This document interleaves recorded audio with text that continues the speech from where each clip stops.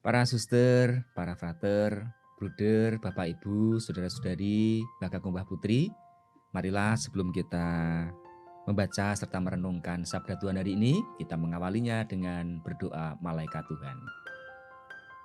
Dalam nama Bapa, Putra, dan Roh Kudus. Amin. Bunda Maria menerima kabar gembira dari malaikat Tuhan bahwa ia akan mengandung dari Roh Kudus. Salam Maria, penuh rahmat, Tuhan sertamu. Terpujilah engkau di antara wanita dan terpujilah buah tubuhmu Yesus.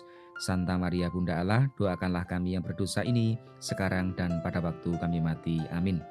Sesungguhnya aku ini hamba Tuhan, jadilah padaku menurut perkataanmu. Salam Maria, penuh rahmat, Tuhan sertamu. Terpujilah engkau di antara wanita dan terpujilah buah tubuhmu Yesus. Santa Maria Bunda Allah, doakanlah kami yang berdosa ini sekarang dan pada waktu kami mati. Amin. Sang Sabda telah menjadi manusia dan tinggal di antara kita. Salam Maria, penuh rahmat, Tuhan sertamu.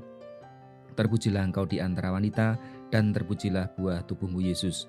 Santa Maria Bunda Allah, doakanlah kami yang berdosa ini sekarang dan waktu kami mati. Amin. Doakanlah kami ya Santa Bunda Allah, supaya kami pantas menikmati janji-janji Kristus. Marilah berdoa. Ya Allah, karena kabar malaikat, kami mengetahui bahwa Yesus Kristus Putramu telah menjadi manusia. Curahkanlah rahmat-Mu dalam hati kami, supaya karena sengsara dan salibnya, kami dibawa kepada kebangkitan yang mulia, sebab Dialah Tuhan dan pengantara kami. Amin. Saudara sekalian, sekarang saya mau membacakan bacaan Injil hari ini. Tuhan bersamamu dan bersama rohmu. Inilah Injil suci menurut Santo Matius. Dimuliakanlah Tuhan.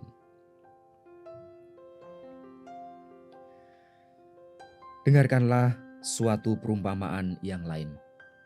Adalah seorang tuan tanah membuka kebun anggur dan menanam pagar di sekelilingnya. Ia menggali lubang tempat memeras anggur dan mendirikan menara jaga di dalam kebun anggur itu. Kemudian ia menyewakan kebun anggur itu kepada penggarap-penggarap lalu berangkat ke negeri yang lain. Ketika hampir tiba musim petik, ia menyuruh hamba-hambanya pergi kepada para penggarap itu untuk menerima hasil yang menjadi bagiannya.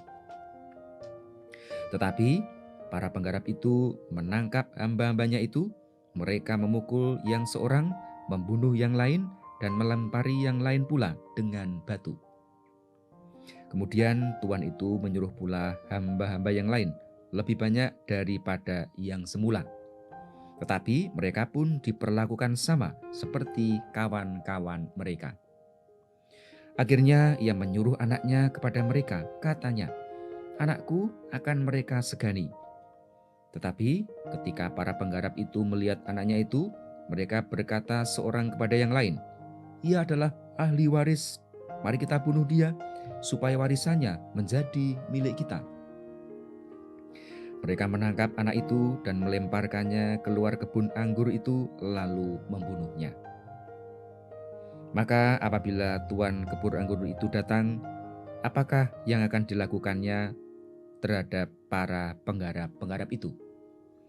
Ketika kata mereka kepadanya, "Ia akan binasakan orang-orang jahat itu dan kebun anggurnya akan diserahkan kepada penggarap-penggarap yang lain yang akan menyerahkan hasilnya kepadanya pada waktunya." Kata Yesus kepada mereka, "Belum pernahkah kamu baca dalam kitab suci? Batu yang dibuang oleh tukang-tukang bangunan telah menjadi batu penjuru. Hal itu terjadi dari pihak Tuhan, suatu perbuatan ajaib di mata kita.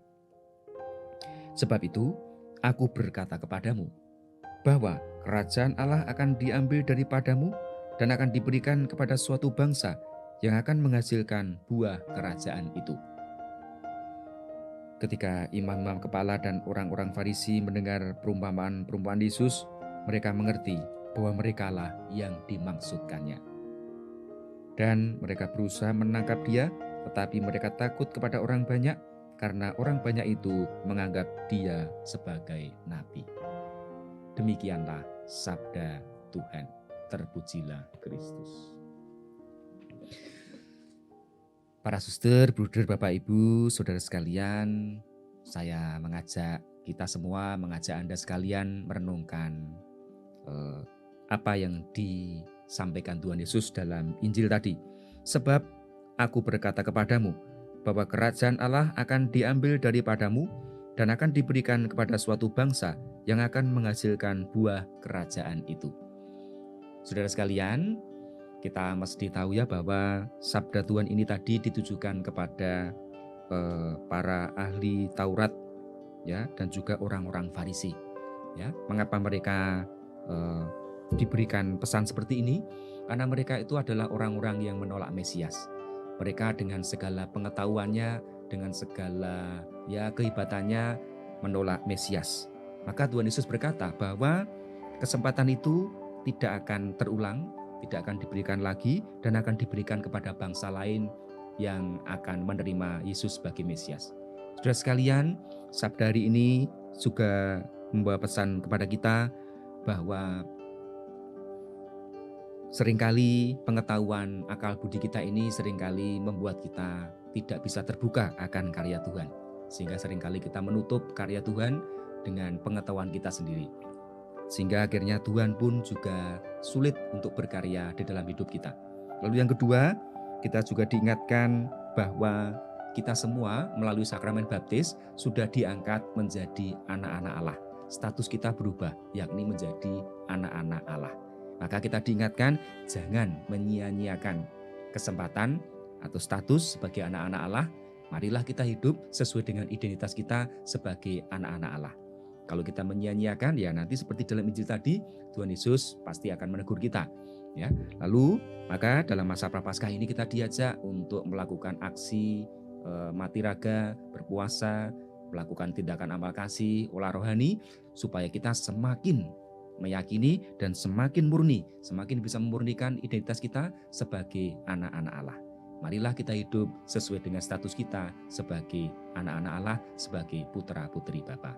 Tuhan Yesus memberkati kita semua. Amin. Mari kita mengakhiri permenungan hari ini dengan mohon berkat Tuhan. Tuhan bersamamu dan bersama rohmu. Semoga saudara sekalian dan orang-orang yang kita cintai, kita kasihi, senantiasa dilindungi, dibimbing dan diberkati oleh Allah yang Maha Kuasa, Bapa dan Putra dan Roh Kudus. Amin. Berkah dalam.